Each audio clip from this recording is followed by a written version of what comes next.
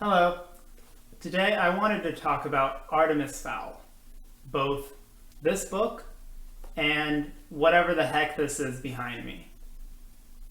Now, before you go thinking this is just another video ranting about how bad the movie was, it's not. There's plenty of those to go around. I really don't think we need another one. Instead, I wanted to take a closer look at the issues that I think caused this book to get lost in translation when becoming this movie. Now, we'll be discussing the movie and the book, so naturally there will be spoilers. If that's something you'd rather avoid, you have been warned.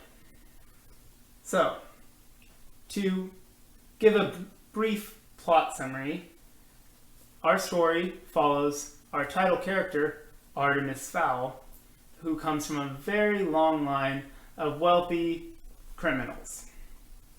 And he has been struggling lately because his father has kind of let down the family name and lost some of their wealth. So naturally, Artemis wants to reclaim that title and bring his family of crime back into the spotlight and put it back on top where it once was.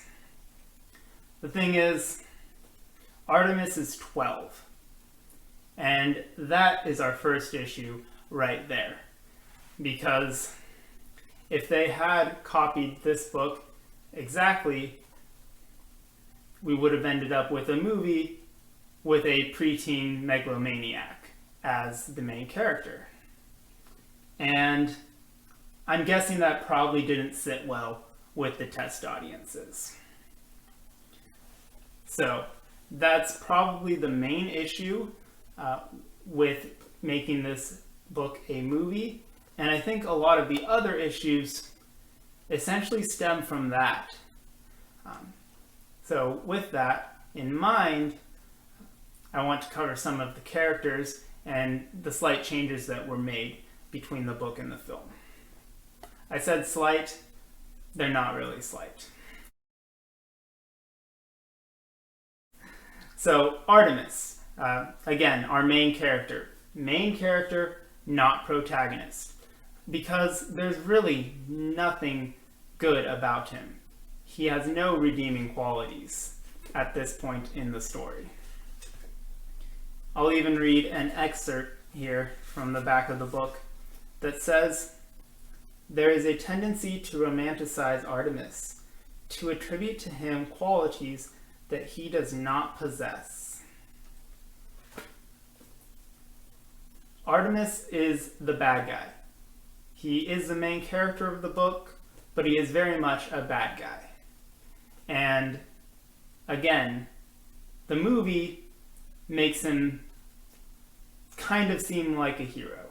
And that's because I'm guessing a lot of people, probably moms, would not have liked showing their kids a movie where the main character is a criminal mastermind who extorts fairies for his own gain. What's that? Oh, I said fairies? Yeah, there's fairies and goblins and trolls. So this book kind of falls into your young adult kind of children's genre, not unlike the early Harry Potter books. And I don't mean that in a bad way.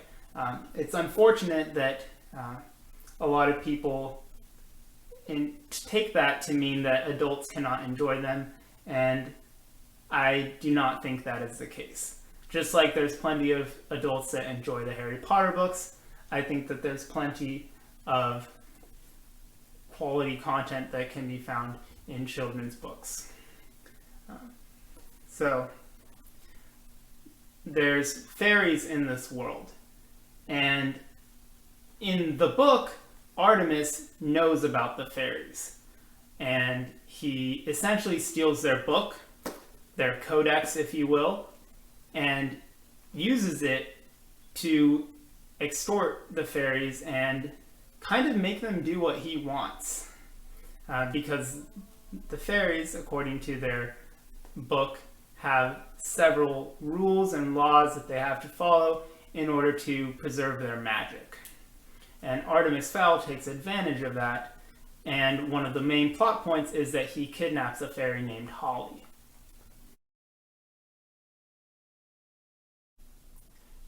And so that brings us to Holly. Now, Holly in the book is the only female leprechaun. In this case, leprechaun stands for Lower Elements Police Recon. And that's kind of an important subplot in the book because she gets a lot of flack and is very much looked down upon by her fellow officers just for being female. And in the movie, we don't get that because in the movie, they actually have other females in the leprechaun unit, and even Commander Root, who is male in the book, is played by Judi Dench in the movie. Now, I don't think that there's anything wrong with adding more female characters, but because they did that in the movie, they took out the significance of Holly's character, or at least some of it, in the book, because we lose that struggle that she is facing. And I think that the most likely reason for this is that people don't like it when things mirror reality too much. So Holly's struggles are obviously very much indicative of the struggles that many women face today, especially in fields that are predominantly occupied by men, not unlike our current police and military force. So it's essentially an analogy to that, and again, it's something that mirrors reality, and people don't really like that. They don't like being told that there are problems. And the movie essentially does away with that in an effort to sterilize it and make it inoffensive to audiences. Another aspect that we lose, likely for a similar reason, is Cudgeman. Now, Cudgeman is a fairy in the novel, and in the movie, he's very much just a straight bad guy with a hood, speaks in a robot, evil voice, kind of, and works in the shadows. And he just wants to get rid of the humans because the humans are filthy and terrible and blah, blah, blah, generic bad guy stuff, you know. Well, in the book, at least in the first book, he is very much just a politician. He's a politician that's willing to do anything in his power to keep his power and gain a seat on the council and essentially be popular. Now that brings us to the next element that got lost in translation, which is the relationship between Artemis and his mother. In the book, Artemis's mother is kind of suffering from amnesia. She's slowly slipping into a sort of madness. She thinks that people are there when they are not, and vice versa. And at the end of the book, Ender actually uses some of the gold that he gains to buy a wish from a fairy to cure her. And it's a touching moment. While in the movie, she doesn't exist at all. The character of his mother is killed off screen, supposedly before any of this even starts. And that's really unfortunate. Now what the movie does instead is introduce the relationship with his father. His father is mentioned in the book a few times, but he's missing, and it's not really a relevant plot point in this book. However, in the movie, it's very much the central driving point of the film. Essentially, Artemis wants to reunite with his father, and he kind of discovers the clues that his father left after his disappearance, and discovers the world of fairies and magic and so on. And now one could say that it's totally okay because they replaced one relationship with another, and so it's kind of the same thing.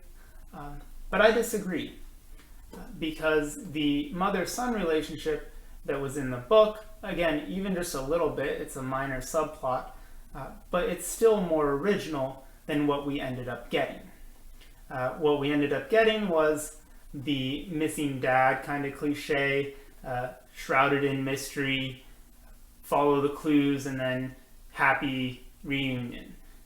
And that's been done so many times before. And I think the reason that Disney did that was, again, they're playing it safe. It's probably a lot more palatable for their target audience to have a son-father relationship in a movie than it would be to have a mother-son relationship. So it's unfortunate that we lose that purely, again, for marketing purposes and for trying to fit their target audience. Now, I mentioned that in the movie, Artemis has to discover the fairies. Well, that doesn't happen in the book. In the book, he is super intelligent and he knows about the fairies beforehand, which is why he can use them to his advantage. And that's something that we also lose in the movie, because the book has a very fun kind of dynamic where Artemis does one thing, the fairies do something else, Artemis does another thing to one-up them, and they just keep going back and forth, essentially outsmarting each other. And that's something that we don't really get in the movie. What we end up with in the movie is essentially a kid who really just gets lucky. And it's unfortunate because that's really what drives the plot in the book, is that those negotiations, the back and forth, and the outsmarting each other. But we don't really get that in the movie. And Artemis in the movie, again, is not a criminal mastermind.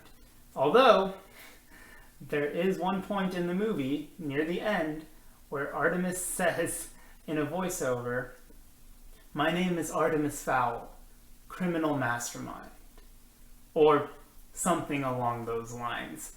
And I almost laughed out loud because of how bad it was. It's almost as if they made that scene solely for the trailer and for no other reason. Because again, he has done nothing that's worth calling himself a criminal mastermind. He kidnaps a fairy, but again, that was for all but 5 minutes, and then he lets her go. So, in the end, I think that a lot of the issues with the film really just come from the fact that they were trying to appeal to a target audience that wanted things to be played safe. And so because of that, they played it safe. They sanitized and sterilized the plot to take out anything that could be remotely controversial, and they switched the focus to male characters because That's primarily who a lot of these kinds of movies are targeted towards. And they obviously shifted the focus away from Artemis being a criminal mastermind so that he could be seen as the hero as opposed to really just some kid with an ego. And ultimately, I don't really know if this would have made a good movie. It's a great book, but just because it's a great book doesn't mean it would make a great movie. And to close, I will say that it's definitely possible for movies to stand on their own. Take Ender's Game, for example. It's my favorite book of all time. And I very much enjoyed the movie. I thought it was great. It stands on its own. And even though it didn't have nearly the amount of content that the book did, it hit all of the key points and was a good movie. So, could the same be said about Artemis Fowl? Well, I think you know the answer, or at least my answer, by now. And it's a resounding no. You know what would make a really great movie? Animorphs. I would totally watch that. They should totally make an Animorphs movie. Wait, they're making an Animorphs movie? No! They're gonna ruin it. It's gonna suck. That's stupid. Why would they do that? I'm never watching that. It's gonna be so bad. Hi, it's Aaron. Thanks for watching the video. If you have any thoughts or feedback, feel free to leave them in the comments below. I do read all of them. And if you'd like to see more content like this, well, you already know how YouTube works, so I don't need to tell you what to do. I'll also put a link to my Twitter in the description if you'd like to follow me on social media. I'll also put a link to my second channel where I go more in depth about specific hobbies. Once again, thanks for watching. Take care. Bye.